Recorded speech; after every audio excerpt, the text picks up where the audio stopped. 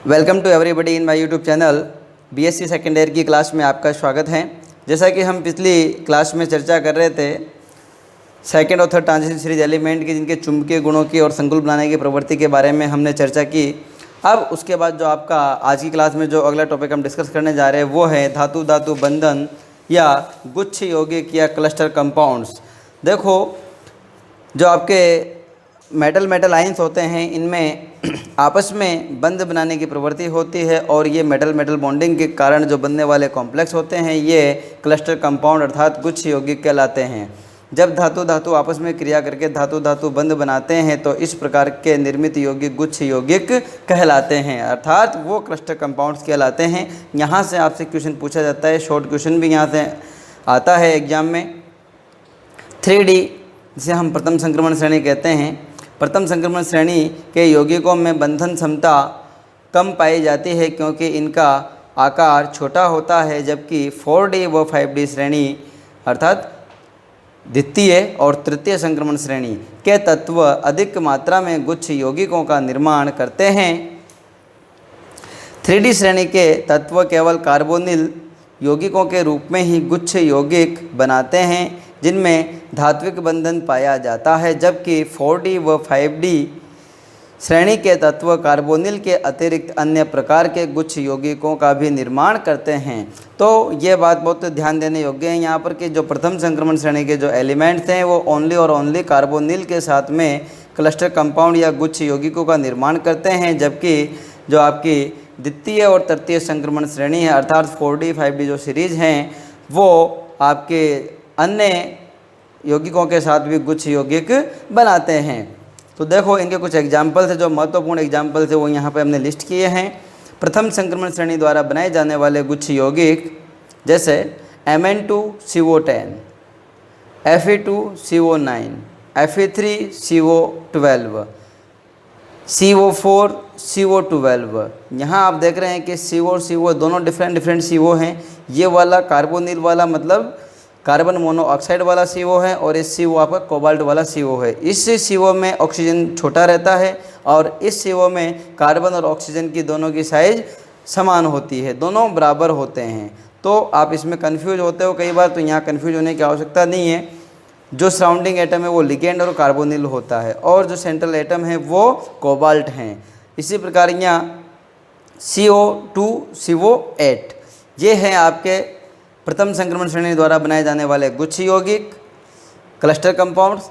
इसके बाद हम बात करते हैं 4D व 5D श्रेणी द्वारा बनाए जाने वाले गुच्छ यौगिकों की।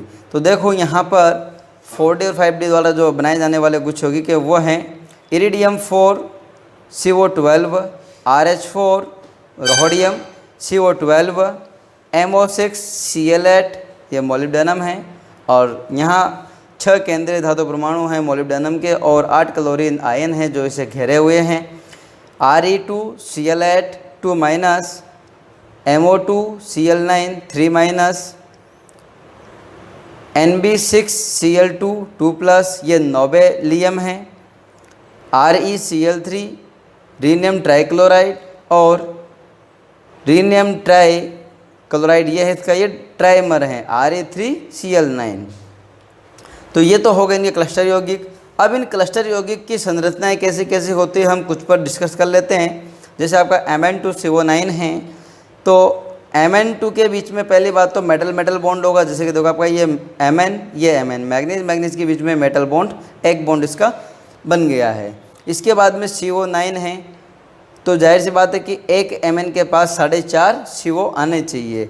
4.5 का मतलब 4 से तो ये पूरी बॉन्डिंग बनेगा और एक CO मॉलिक्यूल ऐसा होगा लिगेंड जिससे ये सिंगल बॉन्ड द्वारा या शेयरिंग वाले बॉन्ड यहाँ पर बनेंगे।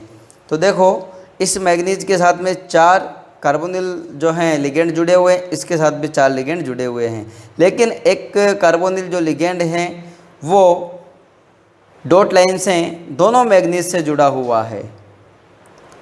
इस प्रकार से इसकी ये संरचना बनती है। इसके आगे और एग्जाम्पल हम लेते हैं। यहाँ Mn2CO10 वाला अपन ने एग्जाम्पल लिया है तो देखो, इसमें Mn दोनों के बीच में मेटल बॉन्ड हैं और यहाँ पर प्रत्येक मैग्नीज के साथ में 5 CO लिगेंड जुड़े हुए हैं। ये इनकी संरचना हो गई। इसी प्रकार हम आगे और एग्जाम्पल डिस्कस कर लेते हैं। आपका एग्जाम्पल है IR4CO12। देखो यहाँ पर इरिडियम आपका सेंट्रल एटम है और यहाँ पर 4 जो इरिडियम हैं वो इस प्रकार से जुड़े हुए हैं। देखो 2 इरिडियम आपस में जुड़े हुए हैं और 2 इरिडियम सामने फ्रंट बॉन्ड से दिखा रखे हैं। तो ये चारों इरिडियम आपस में एक दूसरे से जुड़े हुए हैं और यहाँ पर प्रत्येक इरिडियम परमाणु पर 3 कार्बोनिल समूह जुड़े हुए हैं। जैसे देखो यहाँ पर इसको ले लेते हैं 1 2 3। ये जो ऊपर ग्रीन वाले नज़र आ रहे हैं किसी और अदर एग्जाम्पल के हैं, आप इन्हें यहाँ कंसिडर ना करें। आप इस इरिडियम को देख लो 3 कार्बोनिल कंपाउंड है, इस इरिडियम को देख लो 3 कार्बोनिल कंपाउंड हैं और इस इरिडियम पर 3 कार्बोनिल कंपाउंड हैं, 3 कार्बोनिल लिगेंड हैं। तो ये आपका क्लस्टर यौगिक बनता है जो कि द्वितीय और तृतीय संक्रमण श्रेणी को बिलोंग करते हैं। नेक्स्ट एग्जाम्पल अपन ले लेते हैं Ra3Cl9। तो यहाँ देखो आप रीनियम के तीनों एटम जो हैं आपस में बॉन्डिंग के द्वारा बंधे हुए हैं और प्रत्येक रीनियम परमाणु से 2-2 क्लोरीन यहाँ जुड़े हुए हैं, ये देखिए आप। और उसके बाद में 2-2 क्लोरीन जुड़ने के पश्चात यहाँ पर देखो 2-2-2 टोटल 6 क्लोरीन एटम आपके जुड़ चुके हैं। अब बचे 3 क्लोरीन। तो तीनों क्लोरीन एटम जो आपको नज़र आ रहे हैं यहाँ पर, ये हमेशा ब्रिज फॉर्म में रीनियम के साथ में बॉन्ड बनाएंगे। तो इस प्रकार से ये इनकी स्ट्रक्चर भी कई बार एग्जाम में आपसे पूछी जाती है। सूत्र दे दिया जाता है, स्ट्रक्चर पूछ ली जाती है या सूत्र और स्ट्रक्चर दोनों पूछ ली जाती है।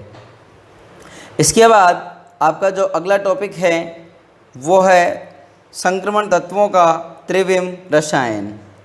यह महत्वपूर्ण टॉपिक आपका है। प्रथम व द्वितीय व तृतीय संक्रमण श्रेणी के तत्व अलग अलग समन्वय संख्या में यौगिकों का निर्माण करते हैं। जैसे 3D श्रेणी के तत्व समन्वय संख्या 4 व 6 में संकुलों का निर्माण करते हैं, जबकि 4D व 5D श्रेणी के तत्व 7 व 8 समन्वय संख्या में भी संकुलों का निर्माण करते हैं। देखो यहाँ हम बात कर रहे हैं कोऑर्डिनेशन नंबर की।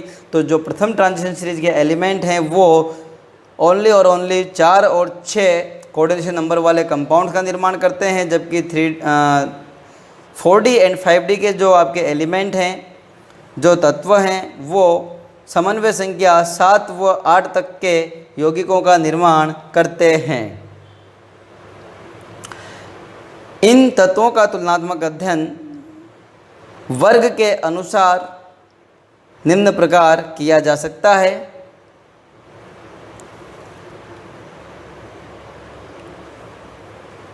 देखो प्रथम जो अपन लेते हैं, पहला पॉइंट अपना वो है समूह 4th B।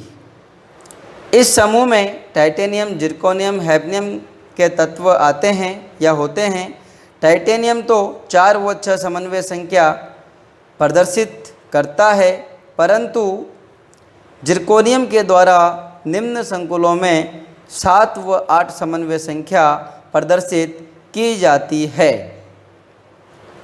जैसे यहाँ हम बात कर लेते हैं NO3ZrF7 जिरकोनियम हेप्टाफ्लोराइड। इसी प्रकार यहाँ पर NH43ZrF7। तो इन दोनों में कोऑर्डिनेशन नंबर क्या है? केंद्रीय धातु परमाणु का 7 है। इसी प्रकार यहाँ पर Cu2ZrF8। तो यहाँ पर कोऑर्डिनेशन नंबर कितना है? 8 है इसका कोऑर्डिनेशन नंबर। इसी प्रकार TiCl4 TiH2O6 + 3। तो यहाँ पर कोऑर्डिनेशन नंबर आपका यहाँ भी 4 हैं और यहाँ पर कोऑर्डिनेशन नंबर 6 हैं। तो ये हो गई आपके समूह 4th B की बात। इसके बाद हम बात करते हैं समूह 5th B की।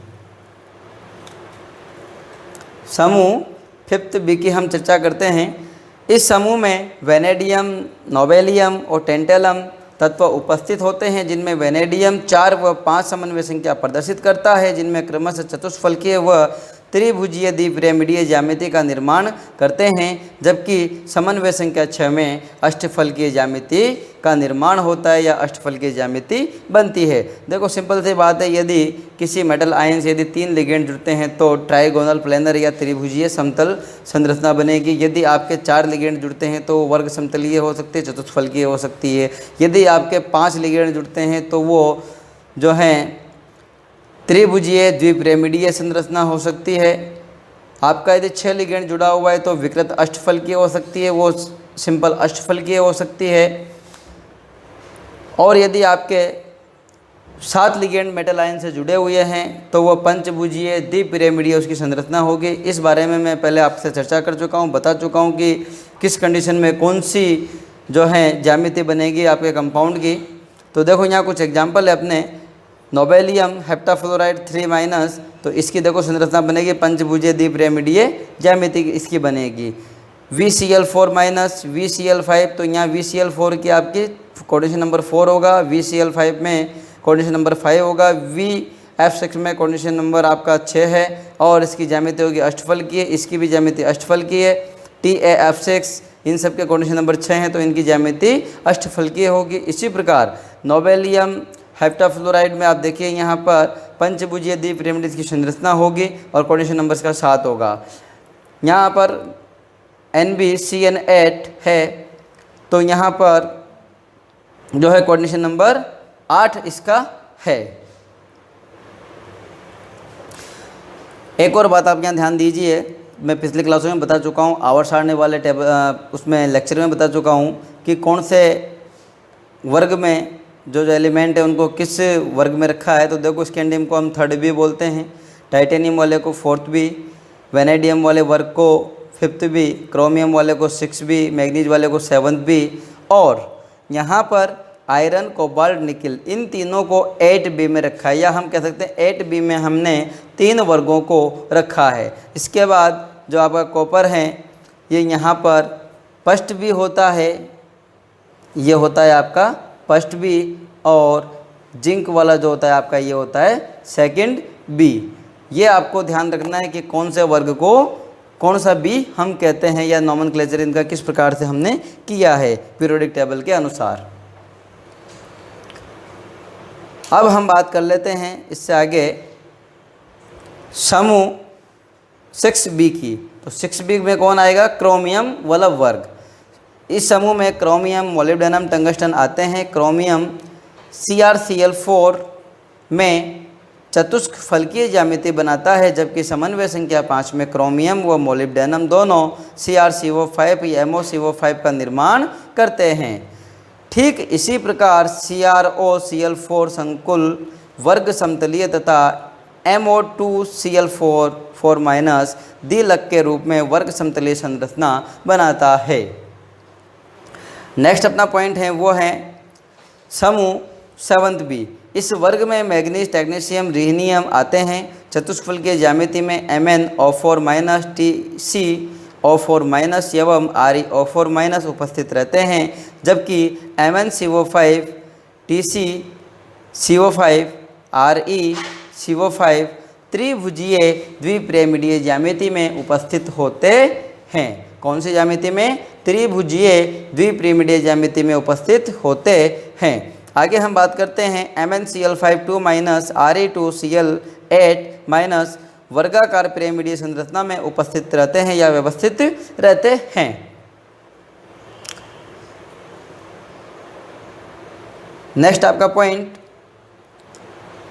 MnF6 ReF6 अष्टफल के संरचना में, जबकि ReF7 पंचभुजीय द्विपिरामिडीय तथा ReF8 द्वादश फलकीय। इसके 12 फलक होते हैं तो द्वादश फलकीय संरचना बनाता है। आपसे छोटा सा क्वेश्चन पूछ लिया जा सकता है कि द्वितीय या तृतीय संक्रमण श्रेणी में ऐसा कौन सा एलिमेंट है जो द्वादश फलकीय संरचना का निर्माण करता है, या कौन सा कंपाउंड है जिसकी संरचना है आपके द्वादश फलकीय होती है। तो ReF8 आपका एग्जाम्पल होगा।